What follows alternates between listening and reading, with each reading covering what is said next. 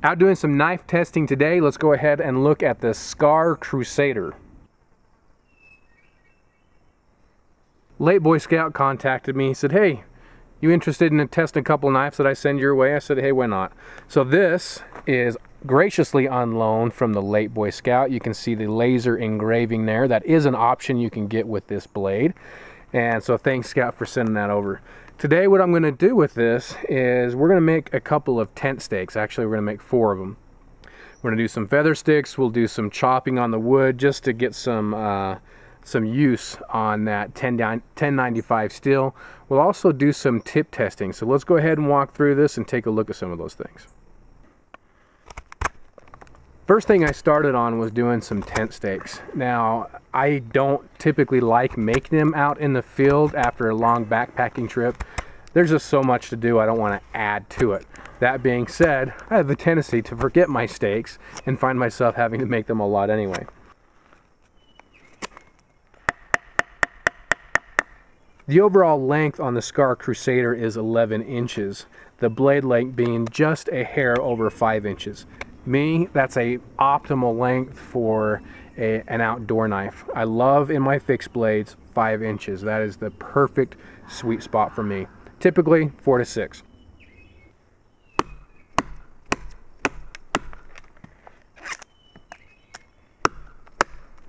In going through and making some of these tent stakes, what I found very quickly actually was that this portion of the blade created a hot spot with how I like to use the blades.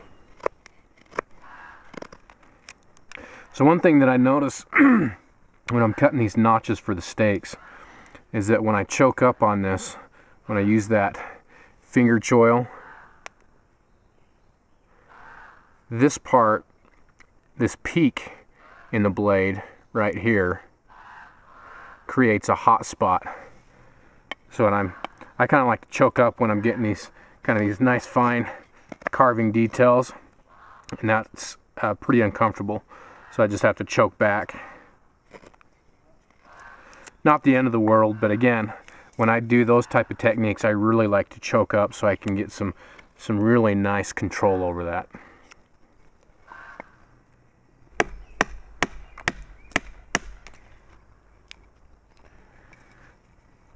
Doing those little chopping cuts, it does quite nice.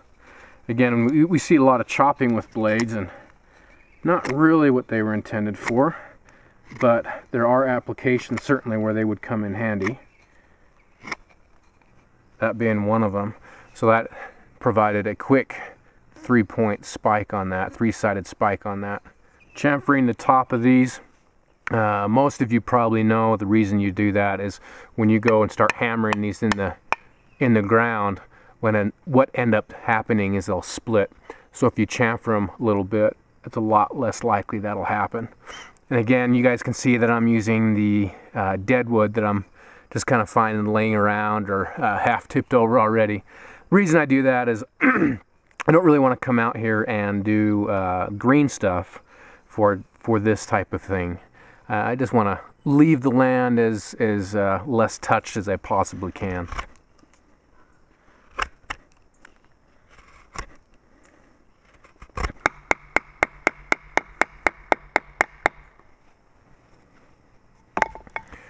I'm doing that just to create the stop cut in there. So you're just creating a line. Now if you're using green wood, it's going to be a lot easier to do that.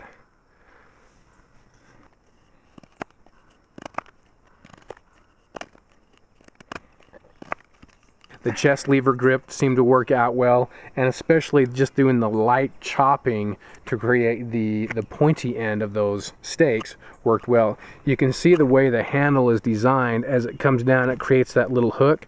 So doing, again, that light chopping for this type of thing, I actually found in this case it worked a lot better than the chest lever grip.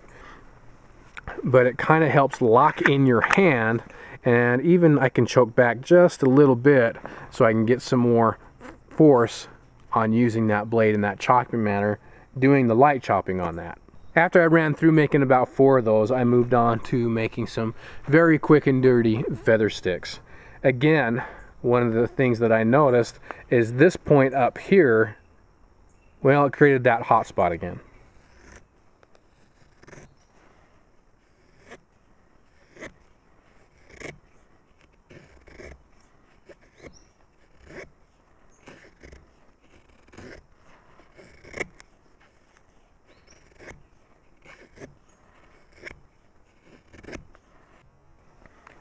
This is kind of another one of those where I don't like to put my thumb right here in this case. It's a nice little spot when you need to use that type of a grip. But again, with feather sticks, what I like to do, I like to choke up using that finger choil if it's available, and then I just like to wrap my hand around in more of that fist type grip.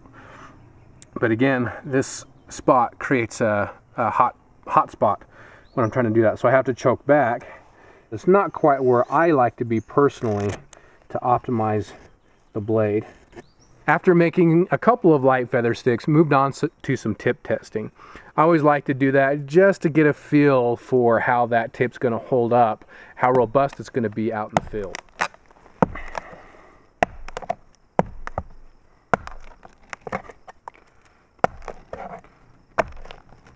You know what, we might move. That's okay. That's pretty rotten, some of those places right there. That's a little more stiff right there, that's better. You know, you test enough of these blades and you start to get a feel for, when you're doing this, what the tip can handle. And right now, again, I'm not going terribly hard on it, hard enough. Seems like a pretty good tip. It seems strong enough. I mean, granted, these are going to have their limitations, right? There you go. That's going to be a good working tip on that Scar blade. Now, what's cool about these blades is on Scar's website, you can kind of customize these to a degree, in that you can get certain handle scale colors, those type of things. Again, you can see that laser etching right there. That's an option, so you can put something on there that you want. That's kind of a fun idea, I think. I always like to personalize knives and stuff like that, but it's not offered by too many companies. A lot of guys like to see the back of that spine and how it throws sparks on this. If I'm gonna guess on this one, it'll be okay, maybe.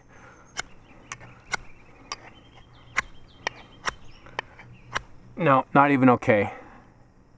So it's rounded enough that, yeah, it's getting just barely anything off. So if you're going to use this, understand the back of your spine at least, to strike your ferro rod, it's not going to be optimal for that. If that is important to you, that's something to note with this blade. Handle material is micarta. The fit and finish on the handle is very superb. Where it meets with the tang of the knife and the handle scales, the craftsmanship on this is very nice. Especially up top where you have this little bit of a ramp and the jimping. It's still a very good fit and finish. I'm really impressed with the craftsmanship of the blade. Now, I wanted to work out the edge a little bit more, so I just grabbed some sticks and it was just chopping to power through them. Not necessarily to test the chopping power of the blade, but more so to give that edge a really good workout. And my intent was to follow that up with making another feather stick. Blade thickness on this is a 0.19 inches, and it's a beautiful 1095 carbon steel. I really like 1095 carbon steel in my blades, especially my outdoor blades. Modified drop point with a saber grind. The grind on it down to the edge is a hollow grind, so that creates a very sharp blade, especially with 1095. I find I can get it extremely sharp.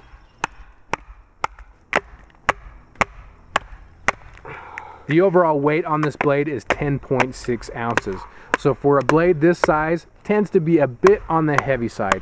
There's a lot of blades out there that are this size that you can get much lighter. So Is it going to be the best backpacking blade? It may or may not. If you're counting those ounces, you might want to look at something that's a little bit lighter than this.